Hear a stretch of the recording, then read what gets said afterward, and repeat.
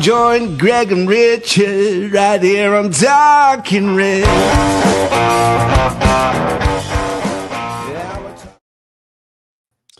Hello to all those out there. Welcome to Talking Reds and Nottingham Forest Podcast. Well, guys, Wales, not really the favorable ground for Forest this season, is it? Right? We have not shown a lot of fight, a lot of ability to get a result in that wonderful country, but we once again got bounced out of another competition by a Welsh team, our wonderful neighbors to the west. With too many fixtures already, is this really an issue though? Maybe a blessing in disguise? I wouldn't recommend, by the way, knocking on Sean Dyche's door to find out what he thinks. We will get into our takes on the match and performances or lack thereof, and the post-match Sean Dyche somewhat scathing comments and more. But before we get to our thoughts, let's do this. Since their Hollywood takeover, the racecourse ground plays host to opponents from the Premier League in the form of Nottingham Forest. No foul. Kakachi! Special moment for the New Zealander. Rathbone combining with Broadhead. He just keeps his composure. Gets a bit of luck. Themselves have done any better, maybe. Opportunity it was for these players that you had brought in. Can you explain that performance? Well, it's one of them, isn't it? They all knock on your door and say, why aren't you playing? Well, the evidence is quite honestly there for some. Not for all. But that's what football is, you know. You've got to train right all the time. You've got to prepare right, because when your day comes, you've got to be ready. And there was too many not ready in the first half. Jesus with the header. Nottingham Forest with some hope. Nice delivery. And he gets it just deserved. Dominic Hyam. Wrexham re-established the two-goal cushion and are within touching distance of taking a Premier League scalp. The lads, as I said, I must credit the lads in the second half. They acted a catalyst, sort of livened a few up, including myself, livened a few up, and then the second half onwards, I thought, we look like what we should do, and that's a Premier League side. And Hudson-Odoi, and immediately Forest are back in it. For Callum Hudson-Odoi, it's a beautiful finish, and Nottingham Forest have hauled themselves level. Save! And there is your Hollywood ending.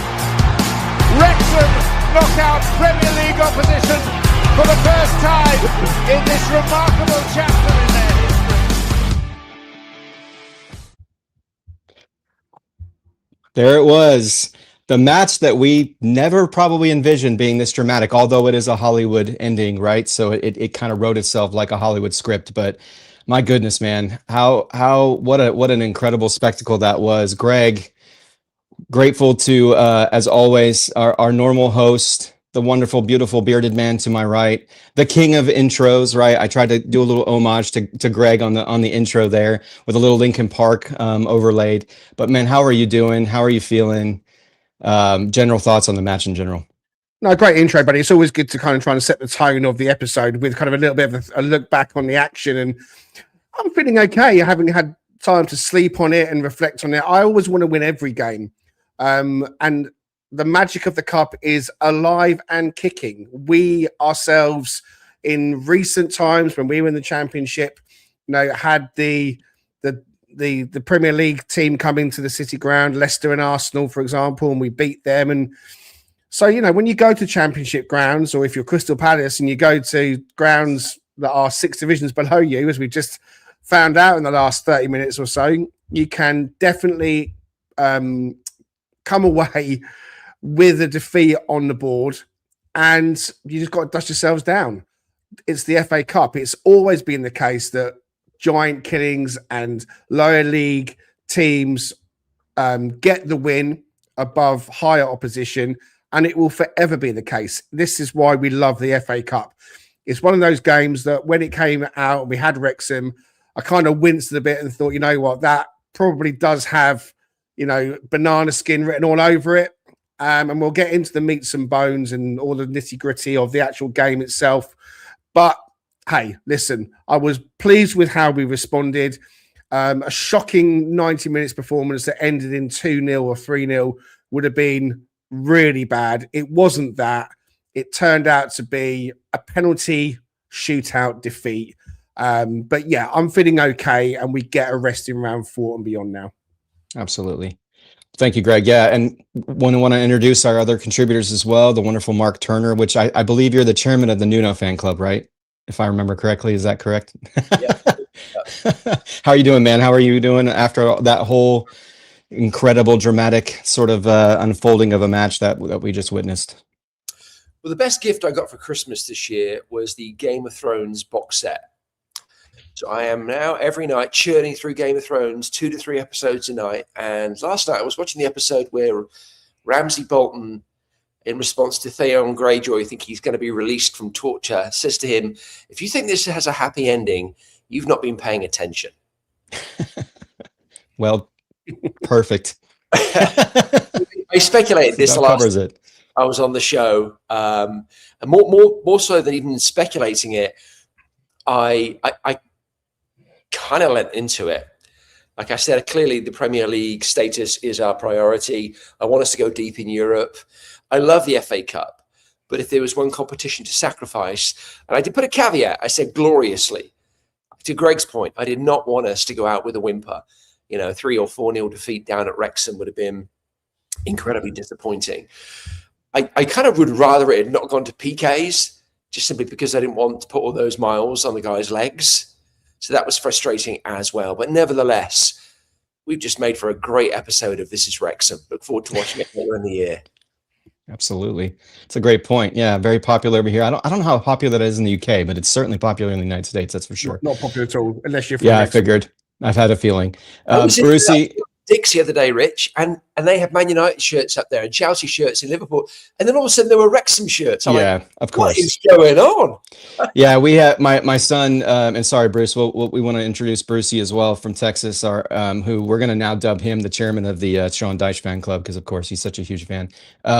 Well, basically, yeah, that's how it works. Like my son has 2 friends that are right in our neighborhood, right? One who's like 2 doors down from us, Wrexham fan, out of nowhere, right? Has no knowledge. Although he plays football, he plays the game, but he has no real connection to anything. So he just picked up on Wrexham, and then the other one's a Liverpool fan. So, it is what it is, right? They have no really affiliation to any of these clubs, no family, no none of that, like we do. But Brucey, how about you, man? How are you doing? How are you feeling about everything? No, I'm still pretty pissed off, if I'm being honest with you. I'm actually the vice chairman. Wolfie's the chairman of the Dyche fan club, by the way. So I was watching this game at work yesterday, and just to give you a context of how this United States are, people are walking by my computer and like, "Oh, you're watching Wrexham? That's cool." No, I'm not watching. Yes, I'm watching. Not watching. Unfortunately, it is the popular thing right now. I mean, it has been. It's a little annoying to lose to them in the fashion that we did. For me, but and I'm sure we'll get on to the details, but really we lost it in that first 45 minutes, and that's the frustrating part to me. I'm not, we did really well in the second half, and the penalties turned out how they did, obviously, but and credit to their goalkeeper for that, because he was an absolute star to finish that out. So you got to give credit where credit's due, and man, I can't pronounce his name, but good job, you thingy. Calm thingy. Go ahead, Greg. Okonkwo, I think, was the Okonkwo, yeah. Yep. Well done. Greg's always comes through Ferenbarosh. He's always good at it. He just rolls off the tongue with Greg. Not so much with Richard. Good job, Greg. Oram. I start butchering the surname. Well done, my surname always gets butchered. When I was a teacher, I was called Mr. Oral. So there you go. Excellent. I love that. Wow, I thought having the nickname Dick Spray was bad enough, So yeah. Anyway. Oh, yeah, the year 10s, year 11s, Mr. Oral. Nice, well done. Well, as always, guys, we appreciate those who are in the comments, and we'll definitely shout you guys out. So please jump in as you want to. But of course, like and subscribe to the video. We're on all the social media platforms. We're on different platforms as well that are audio only, so like Spotify and Apple Podcasts. So always appreciate a 5-star review. Always appreciate a review in general. As we always say, if we get feedback, even if it's not quote unquote positive, we still appreciate all of that. So thank you guys for tuning in.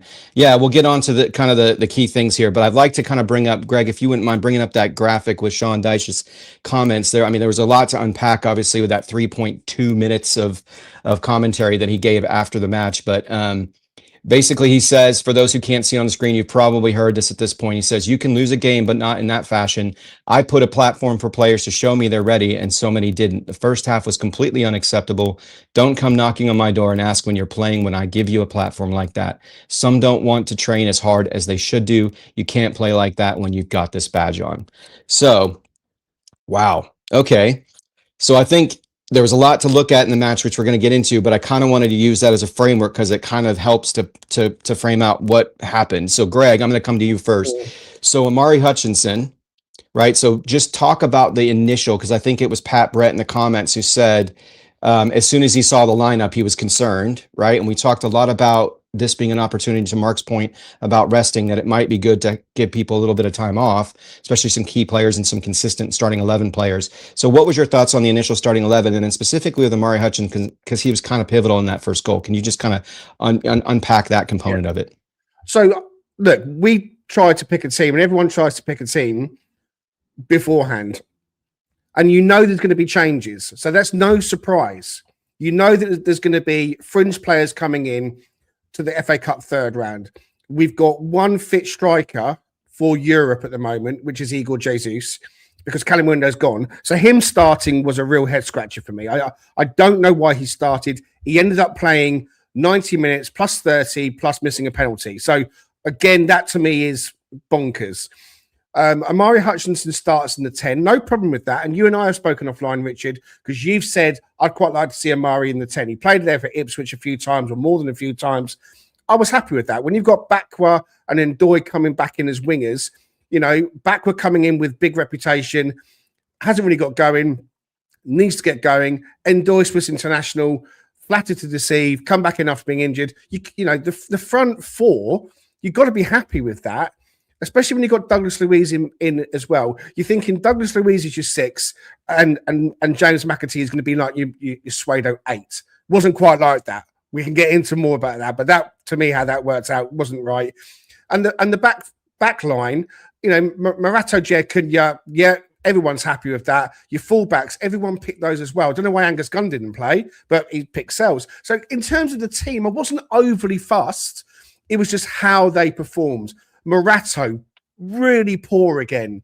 You know, for me, Kunya is ahead of him as our third choice centre back now. It has to be, because I thought he showed that he's got a lot of potential. So the players underperforming in that first half is a real concern. His comments talk about players saying, well, look, why aren't I playing? Well, he's getting criticism for not making in-game substitutions in the Premier League. Maybe we now know why, because these players that are coming in are not grabbing it by the bollocks and saying, look, you're gonna have to play me. The only one that's done that in recent times is Hutchinson, coming off the bench and making a statement and keeping his place.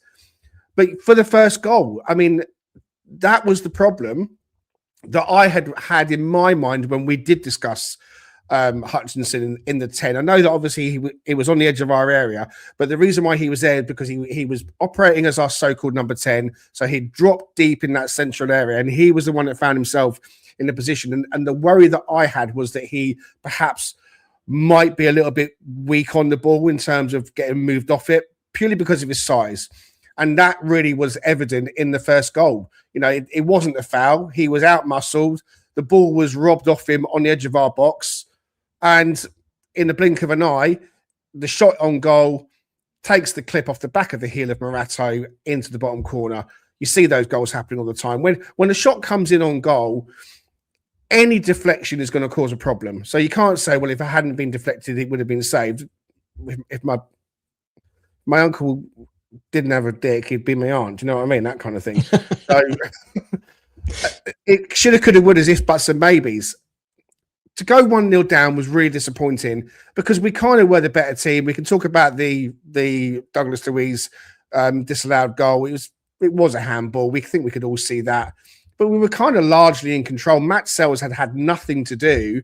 So to go 1-0 down was like, okay, you've basically taken a cheap shot to the face. You got a bloody nose, wipe your nose, and let's get back into it now. But that's not what happened, is it? No, unfortunately not. Yeah, I kind of want to. I appreciate all that you shared, Greg, because I mean I don't think you could disagree with any of that. I do want to hear from you, Mark, on McAtee. So he's been really maligned this season, obviously, especially considering the expectations coming in. But we'll talk about expectations a little bit later as a club. So he had 42 touches, 0 successful dribbles, 0 defensive contributions, 0 duels won.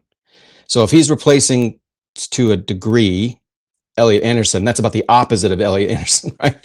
So he's been, I think, is there a sort of an identity crisis here where he fits kind of thing? Is there something about what you're seeing from him that is of concern for you just in general? What about his performance and just performance in totality amongst other times that he's appeared? How are you feeling about him? Have we not given him enough time? Because I have some other stats I can share with you about just his playing time in the Premier League. Yeah, well, firstly, add insult to injury. Guy gets dispossessed, and then Forest concede their first goal to one of the 3 tenors, which is a little disappointing. Liberato Cacace, what a name. Good grief. I have nothing but sympathy for James McAtee, quite frankly. Anyone who saw him play for England under 21s and saw how critical of a player he was in that team, a starter, a key contributor, alongside the aforementioned Elliot Anderson, will know we have a heck of a young player on our hands. Maybe the key word there is young. We have somebody who's in the formative stages of their professional career. Yes, they put some minutes on the board for Manchester City, which, again, I think bears worth repeating, that probably the best manager of this current generation, because I will never elevate a manager above our Lord and Master, Sir Brian Clough, but is Pep Guardiola. And he saw something in him and put him out there in the Premier League in the sky blue of Man City. Right now, I think McAtee is struggling. I think he's struggling. I speculate. I don't know him, of course, but I'd suggest he's struggling mentally, and that's certainly manifesting in his performances. But I'd also say, how would you expect Ryan Yates to perform in the 10 against anybody? Why are we putting McAtee essentially in the holding defensive midfield position when that's a position he's never played? And I think it was either Greg or Richard spoke to it. His physical attributes don't suggest that's a role that he can transition to. I mean, I want to give him minutes. I want to get him on the field. I think he's a quality player. I think he's technically very strong indeed, but we're not setting him up for success. And again, I think he's already mentally impacted. So last night's going to do nothing for his confidence. So I hate to see it. And I think what's going to happen is he's going to end up leaving and he's going to blossom somewhere else. And then those of us who are, not even us, because I don't count myself among them because I'm a fan of McAtee, but those among us who are beating up on this young man are going to be bemoaning that a year, 2 years, 3 years from now when he's doing his thing in the Premier League, at the top end of the Premier League, and we may not even still be in the division. Absolutely. Yeah, because I was telling Greg offline basically, and I apologize for getting disconnected. I got a call from somebody apparently that interrupted my audio, so I apologize for that. But anyway, yeah, he's got to pay your bill. I know that's a problem, isn't it? Yeah, that's kind of the way the world works. I've heard. Yeah, I think looking at some minutes, because I know there's been comments out there about he's had plenty of time in the Premier League and all this, right? So I was sharing with Greg. Basically, so if you look at Morgan Gibbs-White, there's about 3,420 minutes that you can accumulate if you played every match in the Premier League, which typically doesn't happen, right? Unless you're Nico Williams or Milenkovic or someone like that. But that's. And we have other examples of this sort of like slow to develop, because we never know what someone's track is. We never know what kind of coaching they need, what kind of situation they need in order to thrive. We all have seen that in different sporting environments, right? Where players come good. I mean, Chris Wood himself, he wasn't out the gate a 20-goal striker. So if you look at Morgan as a comparison, because we've looked at as McAtee as potentially being that replacement for him, right? An understudy. Morgan, I think, accumulated around 1,735 minutes of Premier League time before he actually started for Forest regularly. So what that equates to is 40% of an actual season. So if you think about him as a framework, so McAtee, similar, but he closer to 2,300 and 2,400 minutes in the Premier League, and 1,822 of those were with Sheffield United, who we've seen how terrible they are this season. This was the 23-24 season where they were also terrible. So the question becomes, has he really given, I mean, if you take that out of the equation, he's had 25 match appearances in the Premier League, right? Significantly less minutes. We're talking about 20% of normal minutes in a Premier League season. So I'm with you, Mark. I don't really know what it is that's lacking from a chemistry standpoint. What is lacking on him? Dyche touched on training issues, right? In terms of other players, he referenced that with Callum Hudson-Odoi. So clearly there's something he's not seeing. But I want to, I don't know if Bruce, if you have any thoughts on McAtee, but I did want to talk about the defensive area of the pitch a little bit, because there was some positive. We're not just going to focus on all the negative here, right, guys? We've been told we're a fairly positive podcast, and I want to keep it that way.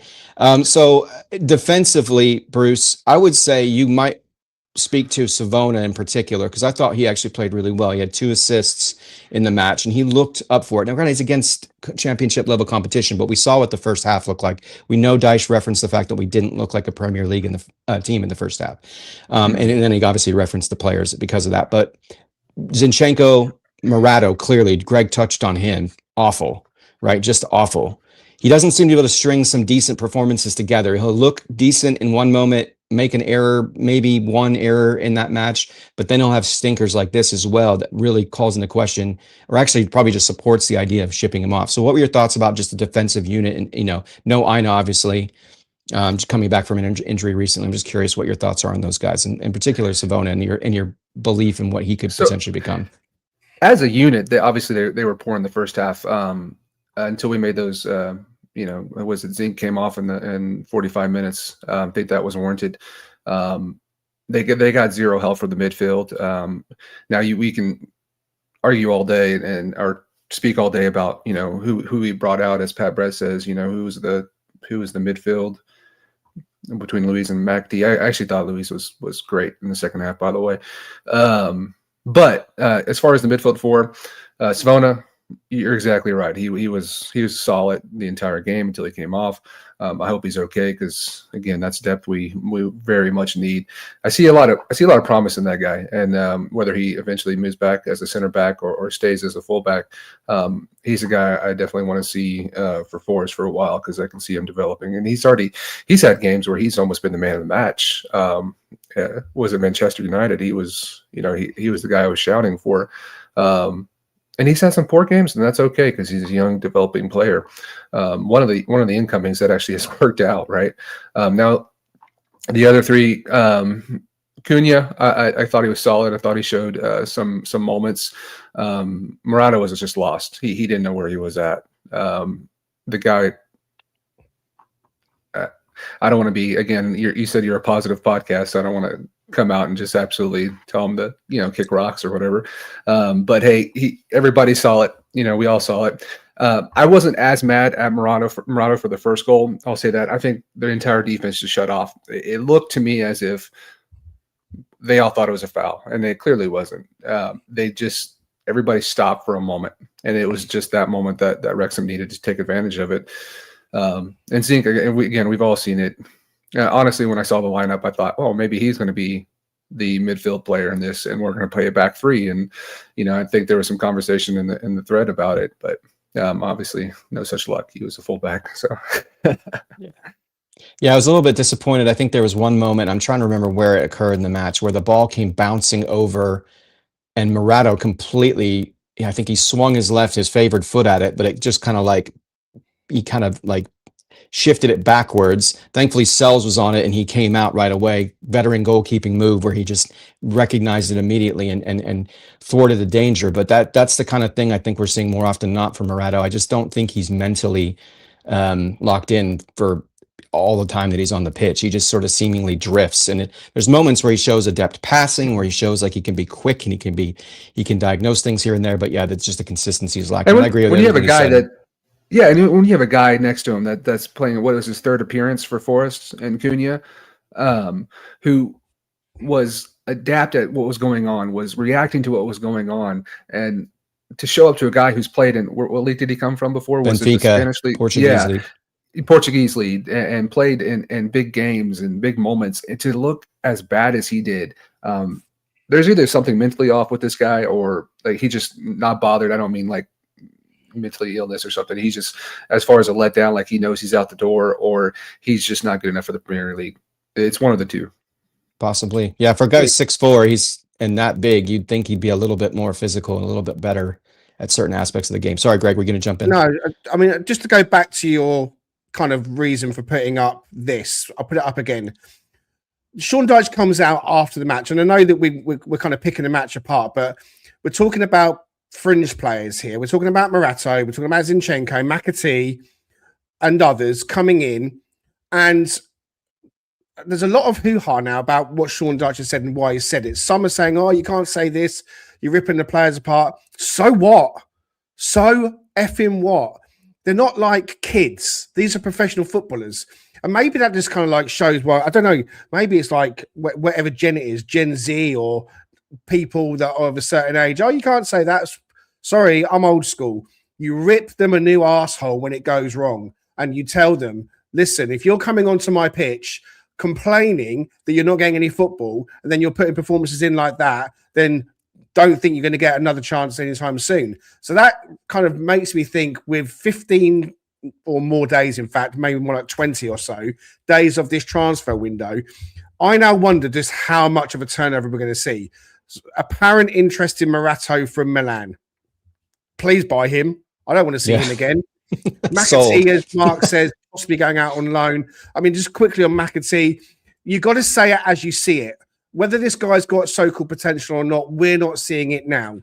And at the moment, we're in a battle, and none of these players are battlers. So we're going to talk about the recruitment. We're going to talk about Edu, I'm sure, at some point. But when you think about the players that were bought in the summer, your backwards, your indoors, your Callum Hudson-Odoi, who's now gone, McAtee, Hutchinson, none of them are battlers, because they were all bought in because we thought we were going to be challenging for trophies and for top 10 and for more Europe. And that's not where we are in the Premier League. We need battlers. Hutchinson's shown it, although he was knocked off the ball yesterday. Igor Jesus is Igor Jesus because he's that type of player anyway, per se. But I look at Bakwa and Ndoi and maybe McAtee and say, well, are you actually in for the fight? Is this the kind of, can we rely on you for what we need right here, right now? I'm not sure that we can. And if it means that we have to move them on, sometimes players don't work out at clubs and they have to go somewhere else.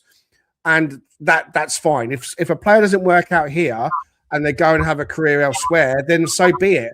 All I care about is the here and now and staying in the Premier League. We've gone out of the FA Cup to a Wrexham team that were bang up for it, who probably will be in the Premier League themselves within the next couple of years because of the investment and obviously the whole Hollywood story of that. And it just goes down to being, in my eyes, one of those things. Crystal Palace, as I've said, have just got knocked out by Macclesfield. There will be more shocks today and tomorrow. Yeah, we love that because Palace are a bunch of numpties. But I think it's important that we talk about the Dyche comments as you wanted us to and say, well, look, I have no problem with that. I don't mind being the chairman of the Dyche fan club, by the way, at the moment, because he's our manager and I'm right behind him. Yeah, and we will definitely get into, before you jump in, Mark, and definitely want to hear from you in a second. We'll get more in depth on just the trajectory of the team, especially given those comments. Like you pointed out, Greg, I do want to really quickly shout out a Wrexham fan who's in the comments. So we appreciate Scott, who's in the comments. Hi, guys, Wrexham supporter in peace. Your subs made a big difference, but it was too much to get back from the guys who started. I don't disagree with that. Our manager said the same thing. And by the way, let's give credit where credit's due. Wrexham played really well. That's been their calling card since they started this journey, right? I mean, we all understand all the hoo-ha and all the the pageantry around it, but I think when you're a fan and on a club level, you see a team that shows a lot of heart and a lot of grit and a lot of desire to win football matches, right? And that's why they continue to that's Scott. How much does he want for his keeper? 6'6", right? Yeah, apparently. Yeah, I mean, he was awfully close. I think someone was saying that in the comments, like on every penalty, he was like right there. He almost guessed it. He just didn't get the angle quite right or the height quite right. But anyway, Mark, go ahead. What you were going to say? No, just very quickly, I wanted to pick up on Dyche's comments, but because we had a comment there from a Wrexham fan, hello.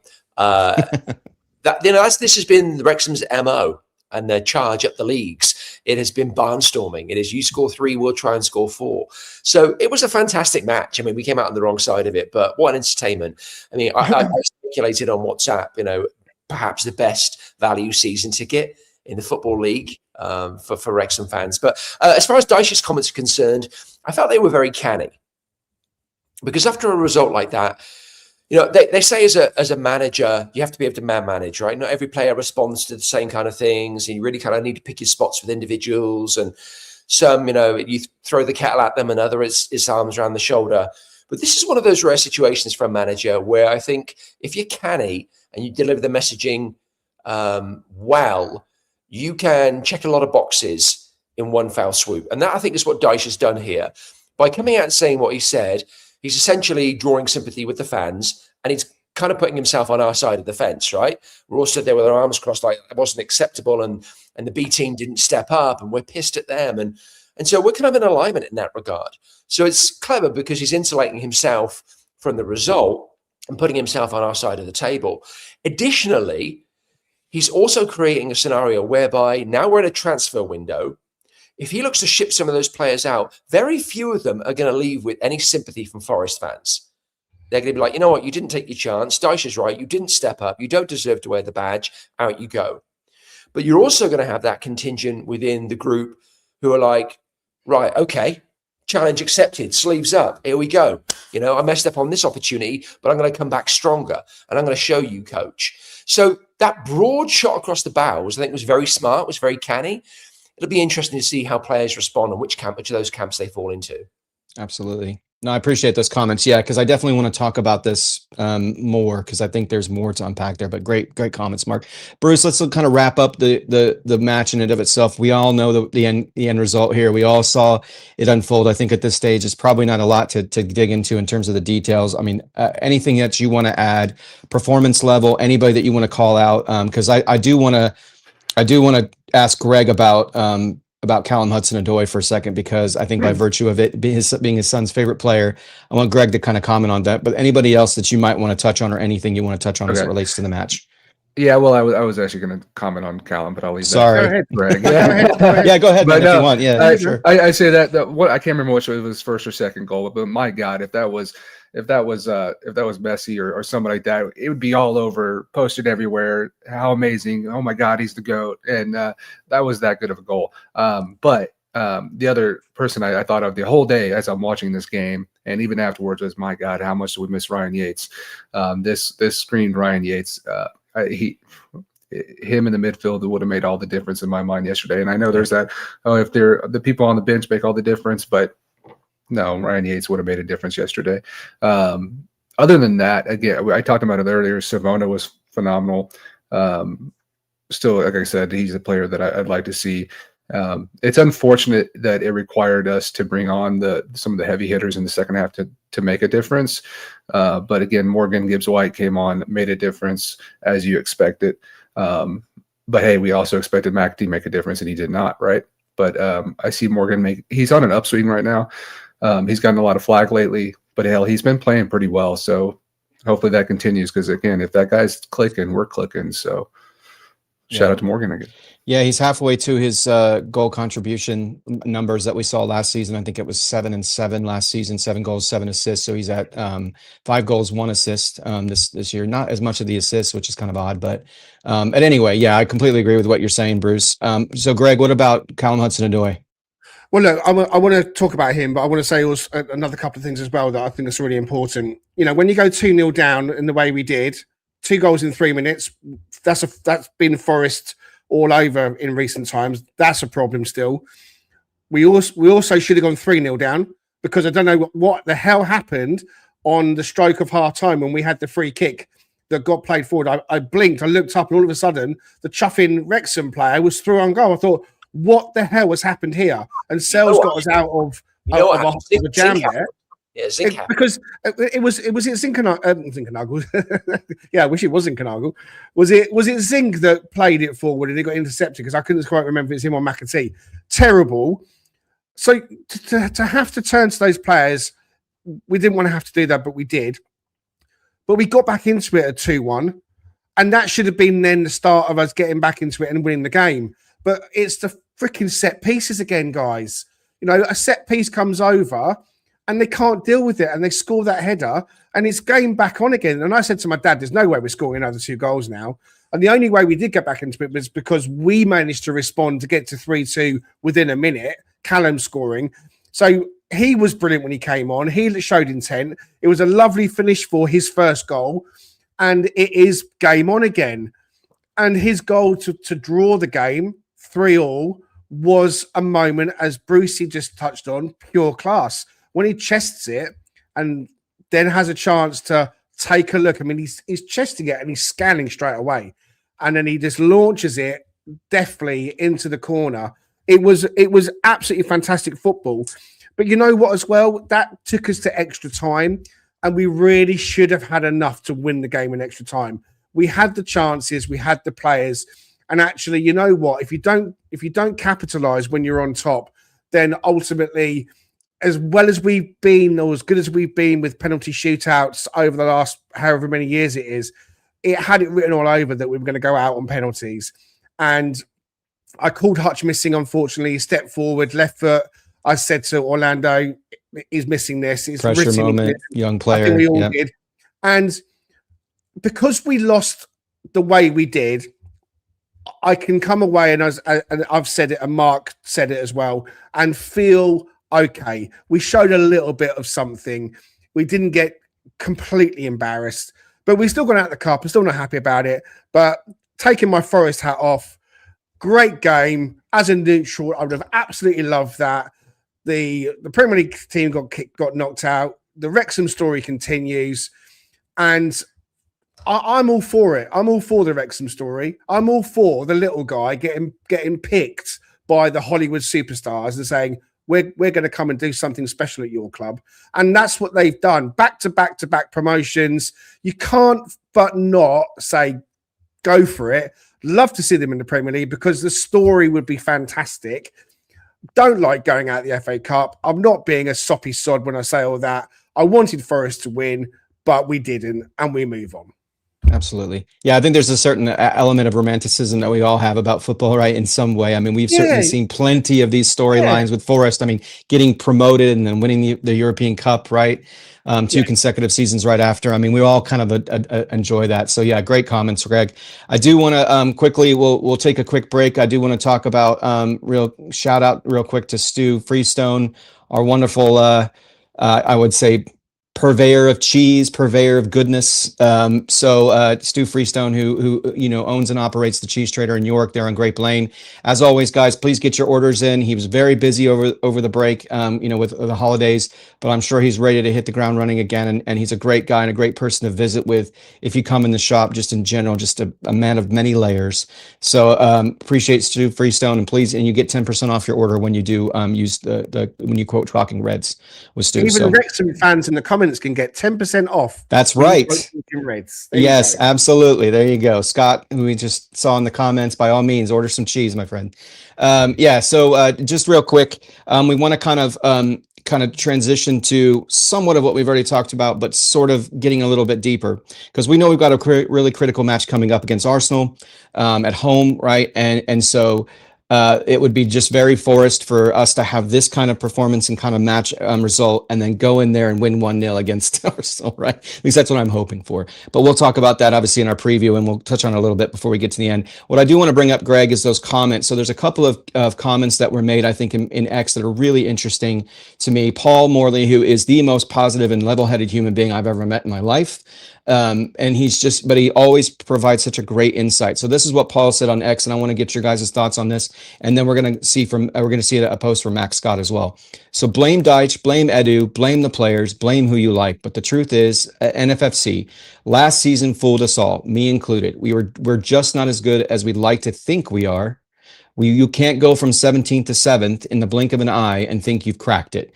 Building an established Premier League club / team requires your year upon year gradual improvement. There is no magic shortcut. 3 managers in 3 months is certainly not it. It's like trying to build an IKEA wardrobe without reading the instructions. Sooner or later, the doors will fall off. We're better than 17th for sure, and we may well end up as such. In case you missed the post the other day, we're the 12th best team in the league since this manager arrived. If you expect champagne football every week from Prosecco players, you're always going to be disappointed. So let's switch over to Max's comments real quick.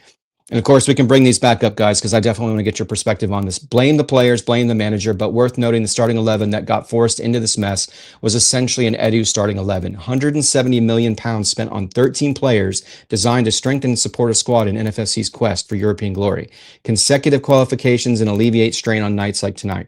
The reality, knocked out of both domestic cups by Wrexham and Swansea and clinging desperately to Premier League status.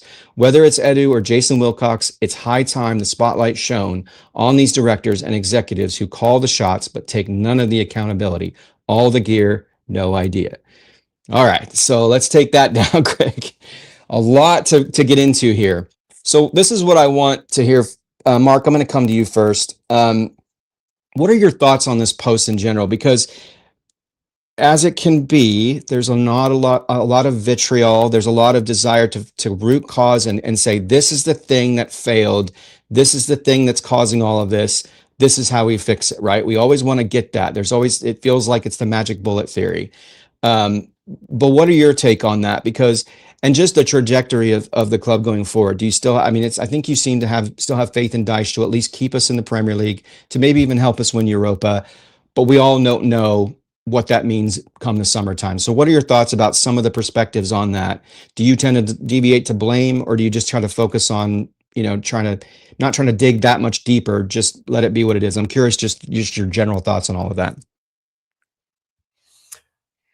Well, firstly, I love the quote, if you expect champagne football from Prosecco players. I'm stealing that. So Paul Morley. It's such a Paul Morley quote. It's great. It's really, and it is his quote, obviously. Yeah. And I love Max Scott as well. I know Max quite well, and I have enormous respect for him. I think both of them nailed it in regards to widening the focus when it comes to how do we end up in this position. Football is one of the few industries where it's incredibly opaque, right? Like the degree to which fans are afforded transparency is very much at the behest of the owner and the board. And Nottingham Forest, it fluctuates. We have these periods where we appear to know all that's going on and we feel we're a part of it and we feel like a bound together community. And then we have these periods where we have absolutely no idea who's responsible for what and to what degree there is accountability. When you're thinking about players and the bodies you're putting on the field, and you're thinking about how to knit together a group of disparate individuals, 25, 30 professional footballers that you're trying to bring together in a cohesive way to create something that's going to afford you with success, like ultimately those decisions, I think, need to reside with the manager and the coaching staff. I have no issue with a director of football position, but to adapt a famous Brian Clough quote, and this is the second time I've cited the great man, but it's a Forest podcast. It's allowed. And again, I'm kind of adapting this, but essentially, if you buy a player and the player doesn't work out, like egregiously, I don't mean like a McAtee where he's kind of floundering and will he find his footing and will he not, and allow for the fact he's a young player, and to your point, Richard hasn't had minutes and all the things. But if you bring in a seasoned professional and you feel like they're not training hard enough, they're not showing up on match day, they don't really give a shit, right? It's pretty egregious. Then, and your board or your director of football or somebody other than your head coach has had a heavy hand in the decision to bring that individual into the club, why are those individuals then insulated from the backlash? And, Cloughie would speculate, if you're involved in bringing a player in and they screw up, it should be your neck on the line. Why is it always the manager's neck on which the axe falls? So I don't have much more to say than that, other than I'd appreciate additional transparency. I'd like to know who's making the decisions so that as a fan base, we can hold people accountable. Because baying for the manager's neck in situations like this isn't particularly helpful. As both of those contributors pointed out, Edu has a heavy involvement in the recruitment this past summer, and very little of it so far has panned out. Yeah. Bruce, what about you? I know this is an interesting comment, probably maybe kind of aligns more with your thinking on this in terms of, because he has focused a lot on the players, right? I mean, well, again, I think his comments, he being Dyche, are fair, as you pointed out, Greg. Because at some point as professional footballers, your job is to perform. And so you have to, and to get results and to be part of that process and that outcome. So do you think Dyche needs to own any of this in any way, shape, or form? Do you think, like, I understand it's not an ideal situation. We were talking about this before. You know what? I'll defer. I'll come in it later, but I want to get your thoughts on this in terms of just the way that he's approaching this. We, again, like Mark said, we don't have a lot of transparency other than what he shared with us, and what he shared with us. These guys don't look like they're putting in the minutes and the energy and the effort and the commitment off the pitch in the training ground, and they certainly aren't translating it in live matches. How much falls on him versus Dyche them as individual players? Yeah. Yeah, and it depends on the context you're referring to. But I mean, as far as the performance and showing up, when I read the comments he made after the game, I thought he was actually dead on. You know, the guys like McAtee and Zink came on, and I'm assuming that's who he's referring to, and just absolutely wet the bed. So in that aspect, I'm not putting that on Dyche. I'm putting that on the players themselves. I've always, I mean, even in American football, there's general managers who trade and sign players, and the owners really typically don't have a say in that unless you're a Dallas Cowboys fan and you have the unfortunate having Jerry Jones on your team. You have no choice. Yeah, unfortunately. You look at the coaches and the players in American football. Are they being utilized correctly? And to that, I blame Dyche yesterday. McAtee's not at 8. He's playing out of position there. Murado, he was absolutely dreadful yesterday, right? But did he have enough coverage from the midfield? No, that's on Dyche, right? So again, it's depending on the context you're referring to. At the same time, you're playing Wrexham. They're in the championship. These guys need to do a job. Being bullied off the oh my God, yeah, of course we want to win the Europa League. What kind of question is that? I'm sorry. I saw. Sorry to blindside you with that. But again, it depends on the context. Is it Dyche's fault these players are here? Is it Dyche's fault that they're not mentally tough enough to go out and understand that this is their job? They get paid a lot of money to do this. No, that's not his fault. Obviously, there's some motivation as a leader involved. However, these are professional athletes, right? I deal with professionals as well. Yes, I try to motivate them. Do I sit there and hold their hand through the whole process? No, I'm dealing with adults. I'm dealing with professionals. They have to be self-motivated enough. And if they don't, guess what happens? I remove them from that position and find somebody that can. It's the same thing with Dyche. That's not Dyche's fault. These guys can't get off their rears and do a job. McAtee, Zink, Murado, I don't blame that at all. Again, just out of position part of it. So again, it just goes back, depends on the context you're referring to.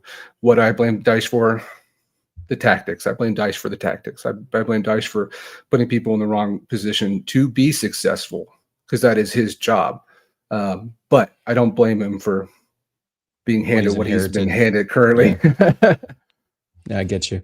Yeah, Greg, I don't know if you have anything to add on that, because I think we have to think about it in terms, and I'd like you to kind of share.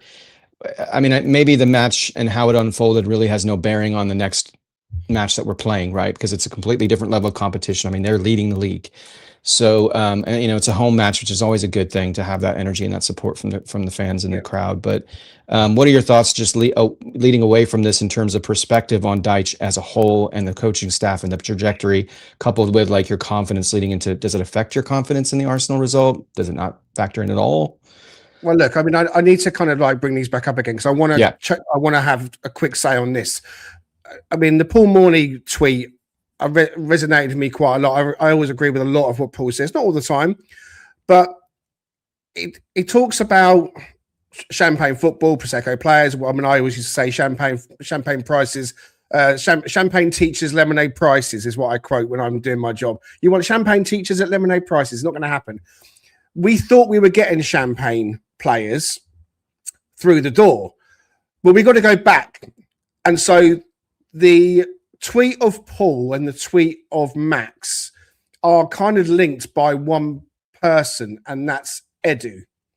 Edu all starts with Edu, and we kind of thought that we were better than we are. We've been hoodwinked and all that kind of stuff that Paul's talking about. Maybe we're not as good as we think we are. It all started when we did so well that Marinakis thought, okay, right, we're rocking and rolling. I'm going to go and get Edu. To get us to the next level now, I need Edu to come in. So bringing Edu in was Marinakis being hoodwinked into thinking that we'd crack the Premier League when we really hadn't. We had a run of really good games that got us into a really strong position, and then we've tailed off in 2025 and can have continued to tail off. But when Edu comes in through the door and takes over all the recruitment ideas, it pisses Nuno off, and it starts the domino effect, or in military terms called a feu de joie, when it all goes one thing after another, all the way down. The Nuno thing happens because he's pissed off with the Edu appointment. If we had no Edu, we'd still have had Nuno. Where would we be? We'll never know. But then we have the Ange problem coming in, and then we have Dyche coming in as the saviour, which none of us would have wanted originally, but he comes in anyway, because at that point, that's what we needed. And we have the manager bounce, and we win a few games in Europe, and we think everything's fine. And actually, the truth of it is, in Paul's tweet there, in case you missed the post the other day, he says, we are the 12th best team in the league since this manager arrived. That's to be remembered. So that takes us into your question about looking at Arsenal, looking beyond, because we do find ourselves now 7 points clear of the drop. We were in the bottom three when Dyche arrived. And I said on this podcast and other platforms, there's no way in God's green earth that we're finishing anywhere above 13th this season. And that in itself was adventurous thinking. It's more likely to be 15, 16, 17. Takes me back to, I'll take 17th in the Champions League, a Europa League trophy. I think we'd all take that now. So the bigger picture is that we are where we are because of all of those things that have happened. And Max is right when he says, blame the players, blame the manager, but worth noting that this starting 11 cost X amount. The reality is that we have been knocked out by Wrexham and Swansea, and the club are in a mess because the mess started unnecessarily, maybe with big ideas coming into the club when actually, you know what we needed? We needed another year of Nuno to prove that last year wasn't a fluke, to prove that he could bounce us back from that decline that we saw. And then the players that would have come in this summer would have been more his players. No one really wanted Adama Traore, but if Nuno wanted him, I would have gone with it because he would have known that that's what he wanted to get the team playing the way he wanted. You've got to have an element of trust in the management as far as them picking the team. So I'm all in favour of Dyche chewing players out when they're not performing. I'm all in favour of them having to front up and take it on the chin. And Arsenal is a free hit. It's nothing more than a free hit. It is. They're going to be the champions of England. We go into that game, we play our best team, and we try and come out of it without being embarrassed at home. We're going to lose the game. That's going to happen. If we can get a point, fantastic. But the most important game is the one after away at Brentford, who are flying high, and I never saw it coming, and fair play to Keith Andrews. Egg on my face there because I thought they'd get relegated. So the bigger picture now is that it's the Premier League and the Premier League alone that matters. And yes, Ian was right earlier to probably ask the question, do we really want to win the Europa League? Maybe what Ian was asking, and maybe he'll comment is, do we really want to sacrifice Premier League survival to win the Europa League? I don't think any of us want to do that. No, I mean, that would be mess. We've obviously seen what's happened over the multiple decades that we were not in the Premier League, so we're all acutely aware of that. I appreciate all that you shared, guys. That was excellent. We'll give time to final thoughts. I'm just going to jump in real quick and just say, one of the interesting questions I've ever been asked on interviews, whenever I've done an interview for a job, is what is the thing that frustrates you the most when you've been in a leadership role, and how did you deal with that? And I would say that the one thing I've always sort of pointed to, which is exactly what's happening for Dyche right now, and I can understand, it's not like he doesn't understand what it means to have to rise above your talent level and be a guy that sets a tone for physicality and grit and tenacity in terms of how you play, very much like someone like Ryan Yates. He just does it a little bit more quietly as a person, right? As a personality type versus Dyche, which is a little bit less quiet, but he's not like, in your face, as it were. But I would say it's being able to see talent in human beings, but not being able to get them to realize that talent. And that is a very frustrating thing. Bruce brought it up. Mark, you kind of touched on this a little bit. Greg, you've kind of touched on this a little bit. There's plenty of examples on our own club just in the last couple of years of players who took time to get to that level. Nico Williams is at the top of that list. Ola Aina has had a journey himself. Chris Wood has had a journey himself. Nuno did bring something out of these players last season, right? To a degree. So you can credit him for that. But we're a team of convergences. We had a convergence of things seemingly going well to get us to the Premier League. We had a convergence to seemingly get ourselves to a point where Nuno could come in and get the vibes and get the culture where it needed to be so that we got to Europe. And now we're seeing a convergence of factors that have put us in the opposite end of the spectrum and the end of the table with how things have gone this season. As you said, Greg, offline, we always knew this was going to be tough. This season, just getting back to how to balance all of the factors that were Europe, Premier League, expectation, all of that. In my intro, I said that song that was used is a Linkin Park song called Over Each Other. And one of the lyrics says, recreating skyscrapers on shaky ground. The reason I bring that up is because we had skyscrapers in terms of what Brian Clough did. We had skyscrapers in terms of what we expected to happen once we got back into Europe and because of everything that occurred. The good thing about Paul Morley is, again, he's recentering our expectations. Max is not wrong with anything he said. He's 100% right. But I will say, let's not always be looking to attack what we think is the root cause. We can certainly have opinions, and Greg, you've said it a million times. We always welcome people on here to give their opinions if they can back it up. You guys have brought up great things, backed it up. Many people in the comments done that. Many others that we've had on here or have commented on other episodes have said that. But I would just say there's so many examples of players that have found their footing. It just sometimes takes the right conditions to unlock that. And maybe that's what we will get with a new manager in the summer, right? The key is, as you said, Greg, keep in the Premier League, find our way to keep moving up where we can, because that does equate to more money. And then certainly if we can win Europa, that does equate to revenue, which helps us, and it gives us cachet for maybe resetting a little bit on who we have on the team. So it's a scary prospect to try to go up against Champions League talent when we look at what we're looking at right now. But I think there are managers out there who can unlock some of this ability, and hopefully that's the case. So thank you for listening to my and engaging my diatribe there. I will stop talking about any of that. Final thoughts from you guys, and just give me a confidence level from 0 to 10 on getting any type of points against Arsenal. So I'm going to start with you, Mark. We'll go to you first. Well, first off, Richard, thank you for inviting me to your TED Talk. I appreciate that. Final thoughts. Our season hasn't gone off the rails because we got dumped out of the FA Cup. It was disappointing. I think we've picked the meat off the bones thoroughly in this episode, and now I think we put it to bed and move on. I'd love to see us go deep in Europa. It's absolutely essential, though, that we maintain our Premier League status.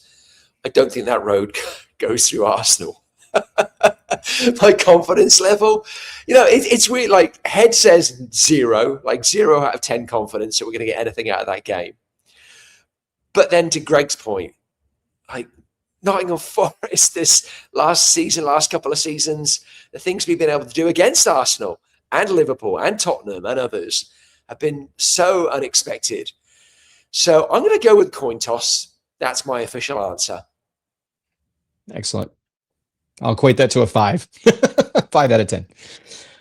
All right, Brucey, final thoughts from you, my friend, and just your confidence level going into Arsenal. We can get a result of some sort. I'll just say a lot less than Mark's. I appreciate your positiveness, Mark, though. My only hope is that, because Arsenal crumble. They crumble every year. They're not winning the league. City's probably going to win the league, guys. At least that's it seems the history will tell us. Now with Semenyo, that can only help. So my only hope is the crumble starts on the 17th, or is it the 17th we play them? And not later in the season like it typically does. But no, I mean, final thoughts. I'll say this: as irritated as I am, I guess my irritation comes from, yes, some of the tactics we employed, but some players that I really want to succeed at this club failing. some guys that I really hoped would do well and had given the opportunity and just absolutely let us down as a fan club. And that's disappointing. That's my irritation. I expected, when I saw the lineup, I expected to see something, and I did not. As a season as a whole, I'm actually still extremely confident we will be fine. It might be 17th, although I've been looking up the table for a while now, and I still think we will eventually catch Leeds because I do believe we're a better squad. And to be frank, I feel like we have a better manager.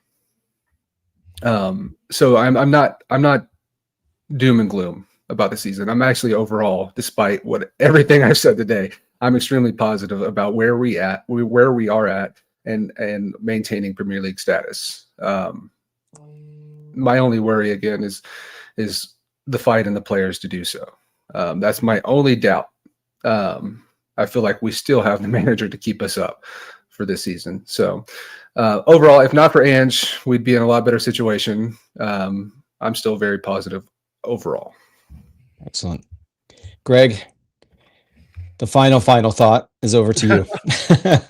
Final thought is that it's actually quite funny because when we needed goals last night, Dyche ball switched to Ange ball because the line was mega high. Morato was playing in their half. Nico Williams was inverting from left back. Murillo was inverting from left back when he came on as well. So there was a complete mix around in terms of like going after the game, trying to score. And we saw against Spurs and other teams as well that attacking football and scoring goals can be done with this set of players and with this manager. So yeah, I mean, I'm going to put this up because you know me, Gordon. I love a challenge. Gordon says, if any of you lot still want this management, I'm off this channel. Don't let the door hit you on the way out. That's all I'll say, Gordon. Or maybe stick around and we'll change our opinion to match yours to keep you happy. Doesn't work that way, buddy. The way it works is we all have opinions and we all share them. All right. The point is the shit show has been very real this season, and ultimately history tells us any club that sacks their manager at this point in the Premier League season gets relegated. It's a fact. I think it's almost like a 100% fact that's what happens. None of us are particularly happy with going to Fulham and not performing, and the Everton games. None of us are happy with that. We are happy, of course, when it's Spurs and Liverpool results. And so to your point and to your question, Richard, who knows? Against Arsenal, I think it's unlikely. I've got us down to lose that game. It goes against everything that's in my soul when it comes to predicting results for Forest. I'm always the believer that something can happen, and on our day we can beat anybody. But I think, you know what, as I say, it's a free hit. I don't think we'll win it. But look, on this channel, we will give you our opinions as we see them. And if they don't line up with you guys in the comments or anyone listening, I'm very sorry about that. But we'll say it as we see it, all right? And you guys are more than welcome to say it how you see it as well. Absolutely. Richard, what's your take? My confidence level. You know what? I feel like one thing that I gleaned from last night. Again, you have to caveat some of it with the competition, but again, they were up for it. I'm really excited to see what Callum Hudson-Odoi does in the second half of the season. Is just ultimately nice, Gordon. Sorry about that, buddy. Yeah. Gordon, love you dearly, but you asked for it, mate. 100%. You threw yourself under the bus, Gordon. We did. Yeah. You know, I was about to say, when you're operating with Greg, I'm never going to turn down a chance to kind of like lock horns with somebody. You know that. Absolutely. Yeah. I mean, that's the collateral damage you get from engaging with Greg Oram, and I say that with all the affection and love in the world because he's very passionate about what. And that's where I wanted to go. Is that I understand passion. I understand nobody, even though I've spent virtually my entire life in the United States of America, the reality is my connection to this club it runs deep, right? And for those who are not even from the area, don't have family from the area like Mark or Bruce, the connection runs deep. There's a passion and a love and appreciation for what this club is and what they've meant to football in general from a historical standpoint. So let's not get too hot or cold, too quickly. It's easy for that to happen. I see a lot of that in social media. It's replete with that kind of stuff. But here's the reality. We've weathered storms, guys, just in the last 3 or 4 years. And then 2 decades prior to that. Because here's the reality. Do you want this kind of situation with this kind of manager and still be in the Premier League? Or do you want League One? Because honestly, I think you just have to keep the perspective going, which is always what someone like Paul Morley does. You guys are included in that. So let's keep perspective. We have dealt with crap just in recent times with the season where we had to switch away from Cooper, who was a hugely important figure in our club's history, right? We had to switch from him, and then we had to go to Nuno, and then he gave us another level, which was excellent, along with the players. And so, yes, we've all been duped a little bit, what seemed like fool's gold at this stage as to what last season was compared to this, but forget about it. The reality is we're moving forward, and we will survive it because that's what we've done, right? And so I have every confidence in the world that we could walk into the City Ground with Arsenal coming in and win 1-0, and it wouldn't shock me in the slightest because that's who we are, right? Sometimes we just do the unexpected as a club, and that's the magic. That's the magic of Forest that we talk about so frequently. That's the reason why we believe, right? Is because of things like that. So we'll sign off there. We'll be back on Thursday. We'll have a preview of Arsenal and then a review, obviously, following that. Not sure if anything in between, but it'll be nice to get a rest. I'm sure the boys will enjoy getting a rest, even though they got run into the ground last night. People like Jesus, but we'll definitely be, I think we'll be ready for that match against Arsenal. I really believe that. So come on, you Reds. Great.